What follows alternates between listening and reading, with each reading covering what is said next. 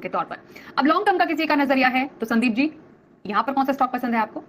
बिल्कुल long term के लिए एक बहुत पुरानी कंपनी इंडिया की, और जिससे सब लोगों ने उनके प्रोडक्ट्स यूज किए हैं। और सारेगामा इंडिया लिमिटेड एक बेहतरीन कंपनी और इनफैक्ट बहुत ही स्ट्रॉन्ग पेडिग्री वाली कंपनी, आरपीजी ग्रुप कंपनी 1902 से कंपनी कार्यरत है। और आप देखिए हिज मास्टर एचएमबी और gramophone company of India limited पुराना नाम हुआ करता था। प्योर प्ले कंटेंट प्ले है और जबरदस्त बूम है इसमें। और कंपनी बहुत सारे अब अच्छे और भी सेगमेंट स्टार्ट की है, और इस स्टॉक को जब भी रिकमेंड किया है तो टारगेट्स भी अचीव हुए हैं। और अभी ये स्टॉक करेक्ट होकर ऐसे लेवल्स पे अपने 200 डेमास के आसपास है और नंबर्स भी अच्छे आए।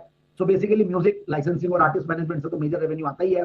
फिर इन्होंने म्यूजिक की रिटेलिंग भी कर रही है, कारवा। इनफैक्ट हम लोगों ने इनके प्रोडक्ट्स भी यूज किए, तो मुझे पता है कि अनिल जी भी बहुत पुराने गानों के शौकीन है और ये प्रोडक्ट हम लोग सब यूज किया, डिस्कस भी किया हुआ चैनल पे अपने कई बार जब भी ये बात आती है। तो अलग अलग इसमें भी इन्होंने कैटेगरी बना रखी है।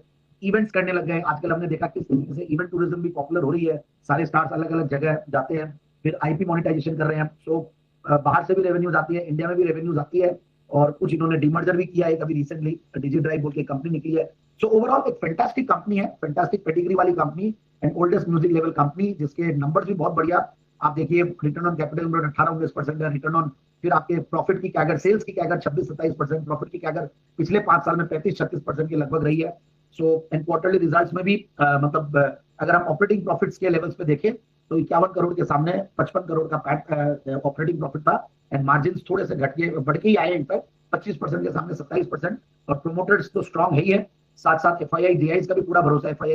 डीआईज ने बढ़ाया अपने शेयर होल्डिंग को इन जून मंथ, और इवन एफआईआईज ने भी बढ़ाया, तो 22-23% उनके हाथों में है। तो ओवरऑल इस लेवल पे स्टॉक को एक्सप्लोर किया जा सकता है।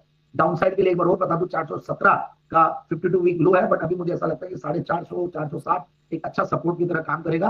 और ऊपर के लेवल 690 के दिखाए हुए हैं, उसके सामने आज हमें 500 के लगभग मिल रहा है। तो I think it's a good level risk reward ratio के पॉइंट ऑफ व्यू से भी। और 580 का टारगेट लगाए। रक्षाबंधन की हमने बात की, तो आप भी यही समझे कि आगे वाले एक साल के लिए स्टॉक को ले लॉन्ग टर्म का नजरिया रखना पड़ेगा। कई बार मार्केट्स करेक्ट होते हैं तो हर स्टॉक की पिटाई होती है, अच्छा हो खराब हो, भले वो जैन साहब ने बोला हो, किसी ने भी बोला हो, तो ये स्टॉक टूटते हैं, मार्केट्स खराब होता तब। बिल्कुल, बाकी मेरे हिसाब से इन लेवल्स पे एंट्री ली जा सकती है। टारगेट आपने 580 का बोला ना सर? हाँ, 560 580 का।